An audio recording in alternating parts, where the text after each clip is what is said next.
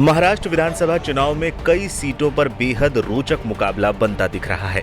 इसी कड़ी में मुख्यमंत्री एकनाथ शिंदे के नेतृत्व वाली शिवसेना गुट ने राज्यसभा सांसद मिलिंद देवड़ा को वर्ली से टिकट दिया है।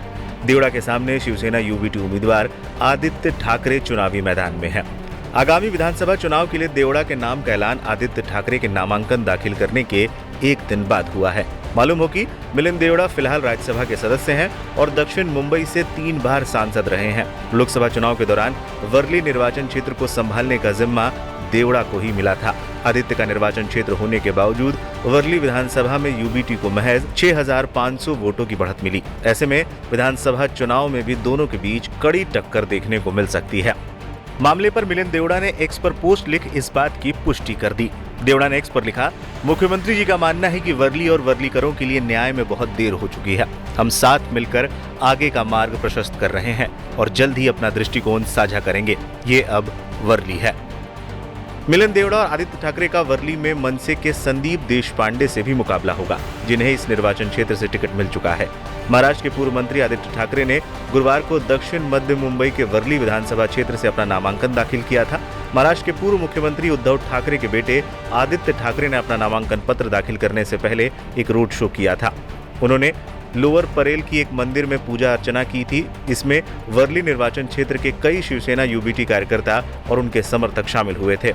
इस मौके पर आदित्य ठाकरे ने संवाददाताओं से बातचीत में कहा था कि लोकसभा चुनाव के दौरान महाराष्ट्र के लोगों को एहसास हो गया है कि बीजेपी खोखले वादों वाली पार्टी है। उन्होंने देवेंद्र फडणवीस और एकनाथ शिंदे के खिलाफ वोट दिया है। बीजेपी ने महाराष्ट्र को पहले से ज्यादा लूटा है। मालूम हो कि महाराष्ट्र विधानसभा चुनाव के लिए 22 अक्टूबर को प्रक्रिया शुरू होने के बाद से ही अब तक राज्य भर में 153 उम्मीदवारों ने नामांकन दाखिल कर दिए हैं। नामांकन पत्र दाखिल करने की अंतिम तिथि 29 अक्टूबर है।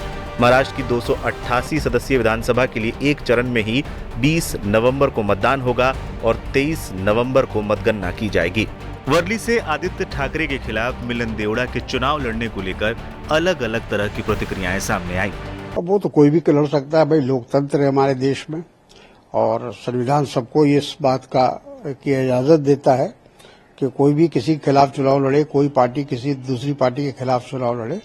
अब ये तो अब बीजेपी में है, बीजेपी को फैसला लेना है कि उनको चुनाव लड़ाना है कि नहीं लड़ाना है, किसके खिलाफ लड़ाना है, किसके खिलाफ नहीं लड़ाना है। देखिए, ये मुकाबला दिलचस्प होगा इसलिए कि मिलिंद देवड़ा भी जो नई पीढ़ी के नेताओं में काफी चर्चित नेता हैं, उन्होंने मुंबई में काम काफी किया है और ये एक अच्छी रणनीति है। मुरली देवड़ा निसंदेह आदित्य ठाकरे की चुनौती को बेअसर करने में सक्षम साबित हो सकते हैं।